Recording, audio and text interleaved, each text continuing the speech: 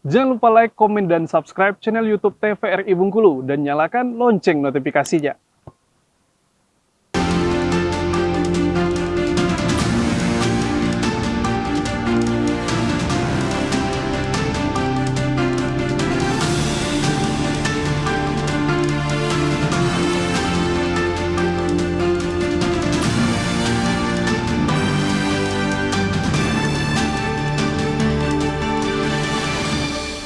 Baik pemirsa, selamat petang. Senang sekali berjumpa kembali bersama saya Khairul Fahmi. Kali ini berendot TVRI Bengkulu untuk edisi Senin 24 Juli 2023. Dan selama 1 jam ke depan kita akan berbincang dengan tema kita yaitu sampah online.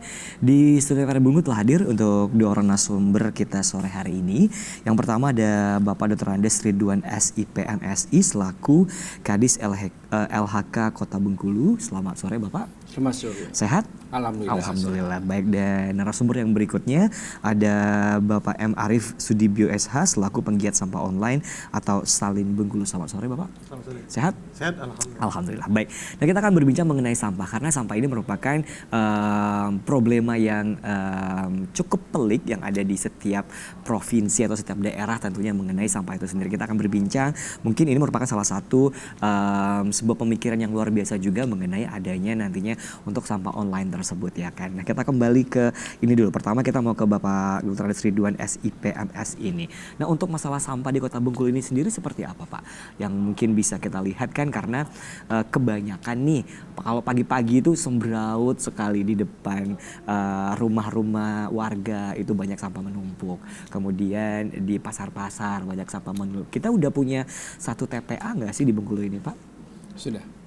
Jadi kita di Kota Bengkulu ya, kita melihat sebenarnya kesadaran masyarakat terhadap pentingnya kebersihan lingkungan itu kurang. Nah, kita ada Perda nomor 2 tahun 2011. Di situ ada pembagian kewenangan dalam pengelolaan persampahan di Kota Bengkulu. Oke. Dalam hal ini Dinas Lingkungan Hidup ya mewakili pemerintah Kota Bengkulu di dalam pengelolaan persampahan, di situ mempunyai kewenangan di daerah komersil begitu. Daerah komersil itu apa? Daerah komersil itu adalah pertokoan, perkantoran, pasar, restoran, rumah makan, dan tempat-tempat hiburan. Nah, sedangkan di kawasan pemukiman itu menjadi tanggung jawab masyarakat itu sendiri di bawah koordinator oleh LPM, Lembaga Pemberdayaan Masyarakat. Nah, di dua kewenangan itu bisa masuk pihak ketiga. Artinya pihak ketiga perusahaan swasta yang dikelola masyarakat atau baik dia berupa individu atau berupa perusahaan atau badan hukum itu silakan masuk di kedua itu. Nah, untuk memberikan pelayanan pengelolaan persampahan. Kalau kita lihat produksi sampah di Kota Bengkulu ini yang masuk ke TPA itu kurang lebih 400 ton dan itu tidak terpilahkan. Dan kita juga memang tidak ada alat untuk memilahkan sampah. Nah, itu yang menjadi kendala kita sehingga semuanya terbuang ke TPA. Tidak ada nyampur jadinya. Iya, semuanya bercampur. Nah, itu baik dari masyarakat itu sendiri maupun dari rumah tangga maupun dari kawasan-kawasan komersial itu, industri itu semuanya bersatu gitu. Walaupun kita sudah berupaya mensosialisasikan dengan membuat kotak sampah 3 warna misalnya. Nah, itu harus dipilahkan organik, atau botol-botolan kita pilahkan. Nah, tetapi dalam kenyataannya semua kotak-kotak yang kita siapkan yang 3 warna tadi itu semua bercampur juga. Iya, betul. Sehingga kita pada saat pengangkutan itu juga tidak kita pilahkan lagi ya, kita satukan juga dan dibuang. Nah, ini yang menjadi masalah kita semua. Seharusnya masyarakat ini peka ya terhadap lingkungannya, bahwa sampah ini menjadi tanggung jawab kita bersama, bukan Dinas Lingkungan Hidup aja. Itu tidak akan bisa. Nah, karena kita terketerbatasan pertama sekali keterbatasan sumber daya manusianya. Sudah itu peralatan dan sarana prasarananya, dan terutama sekali masalah anggaran. Itu yang menjadi keterbakan. Oke, baik. Nanti kita akan bahas lagi tentunya. Kita menuju ke Pak Arief Sudibyo SH terlebih dahulu untuk penggiat sampah online atau Salin Bengkulu. Nah, Salin Bengkulu ini apa sih? Boleh diceritain terlebih dahulu sebelum kita lebih lanjut mengenal sampah online ini sendiri. Ya, jadi Salin ini sebenarnya awalnya dari kawan-kawan komunitas limbah juga kan. Jadi melihat permasalahan sampah itu pertama. Terus yang kedua kita melihat sebenarnya sumber sampahnya memang dari masyarakat sebenarnya kan. Biasanya mereka setelah ada sampah masukkan dalam kantong plastik, taruh ke depan langsung dibuang kan. Ya. Terus kita coba ke TPA juga kita melihat ternyata yang paling banyak juga sampah plastik juga gitu. Nah, dalam perjalanan biasa kita duduk-duduk di teras rumah, kita lihat tuh ada pemulung sebenarnya kan. Dia keliling komplek. Tapi lucunya paginya kosong, siangnya juga kosong kan. Kita tanya, nggak dapat barangnya Pak, nggak dapat katanya kan. Sedangkan sebenarnya di rumah warga itu ada juga warga yang sudah melakukan pemilahan sampah, nunggu-nunggu pemulungnya kan. Tapi nggak banyak ya kan? Iya, karena nggak ketemu kan. Pas dia keluar, pemulungnya udah jalan kan. Akhirnya kita ngobrol sama kawan, berarti kalau kita membantu ya masyarakat, pertama masyarakat ini kan kalau disuruh milah ngapain kata mereka kan. Dulu pernah ada bank sampah, tapi effortnya lumayan tinggi karena SDM yang mencatat juga butuh digaji kan. Sedangkan pemulung juga butuh. Akhirnya kita ketemu sama kawan-kawan startup, buatlah kita aplikasi sampah online namanya. Oh, ini merupakan satu aplikasi? Iya. Oke, baik. Aplikasi. Jadi masyarakat ketika mereka sudah ada sampah di rumah, mereka tinggal report dengan foto, ya nanti sama admin Salin akan mencatat dan mencari pemulung terdekat. Nah, itulah kami sekarang lagi mencoba kerjasama dengan 67 pemulung yang ada di kelurahan. Jadi mereka inilah yang akan menjemput sampah di masyarakat tersebut. Oh gitu. Nah, nanti setelah itu terjadi transaksi nih antara pemulung dengan masyarakat seperti biasanya. Terus timbul harga. Nah, terus setelah terjadi transaksi, pemulung tinggal ambil sampahnya.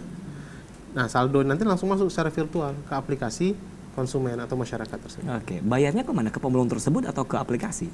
Jadi pemulung itu melakukan deposit ke kita sebelum dia belanja sampah di masyarakat. Oke, baik. Pemulung melakukan deposit. Iya. Depositnya berapa banyak untuk deposit tersebut? Karena kita tahu pemulung itu sendiri penghasilannya kan kecil, Mas. Ya, sebenarnya pemulung itu oleh pengepulnya dikasih modal. Rata-rata antara 300.000 sampai 500.000 setiap hari untuk mereka berjalan.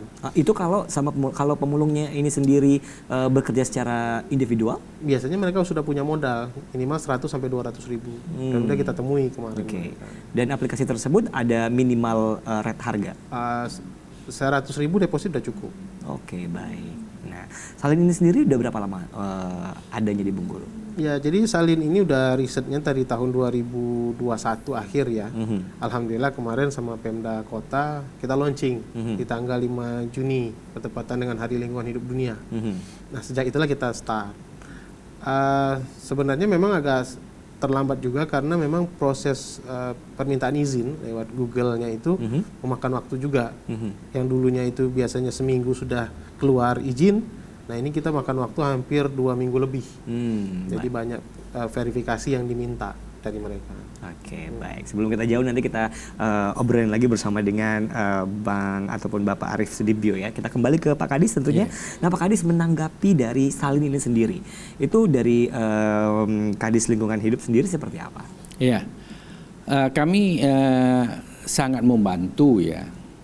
Itu di dalam pengelolaan persampahan di Kota Bengkulu. Dengan adanya komunitas ataupun pihak ketiga yang bergerak di dalam persampahan ini sesungguhnya membantu pemerintah Kota Bengkulu itu sendiri di dalam pengangkutan persampahan. Nah, dengan adanya Salin ini sebenarnya ini saling melengkapi apa yang sudah selama ini kita lakukan. Kita kemarin melalui arahan dari Kementerian Lingkungan Hidup ya sampai turun ke bawah itu melaunching dan mendirikan bank sampah di seluruh Indonesia dan termasuk juga di Kota Bengkulu. Nah, akan tetapi di dalam perkembangannya, di dalam perjalanannya, bank sampah itu memang banyak hambatannya. Yeah. Hambatan yang paling pertama ketika kita lihat di sini adalah ada kesungkanan masyarakat untuk mendatangi bank sampah Oke. untuk menjadi nasabah. Karena masyarakat itu sesungguhnya yang menghasilkan sampah itu adalah orang menengah ke atas. Nah, kenapa orang menengah ke atas yang banyak menghasilkan sampah? Karena dia sesungguhnya ketika dia keluar rumah, dia belanja, ya pulang-pulang dia bawa pasti ada aja saja yang dibawanya. Ya minimal misalnya martabak katakanlah, pembungkusnya itu sudah sampah. Nah, atau dia ke jalan ke BIM, ditengoknya yang keinginannya tidak mau beli pakaian, ditengoknya ada beli pakaian, dia menghasilkan sampah. Dan begitu juga makanan-makanan lainnya, botol misalnya, itu menghasilkan sampah. Nah, di sini dia merasa kesungkan. Bank-bank sampah itu kita letakkan, kita dirikan di kelurahan-kelurahan.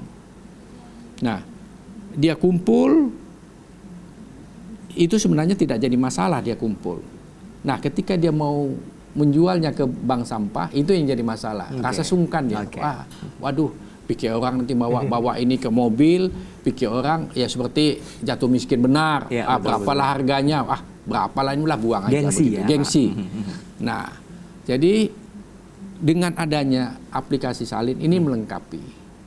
Melengkapi artinya ketika dia punya sampah yang sudah dia terpilahkan tadi, ya, dia bisa telepon melalui aplikasi. Melalui aplikasi, di situ ada ya menunya untuk difoto bahwa sampahnya sekian. Nah, pihak pengelola aplikasi salin ini dia menghubungi ya si pemulung yang terdekat untuk diangkut dan dibawa.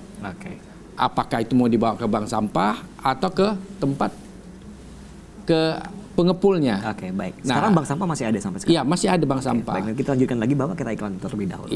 Baik pemirsa, kita akan jeda terlebih dahulu tetap bersama kami di Berendo TVRI Bengkulu.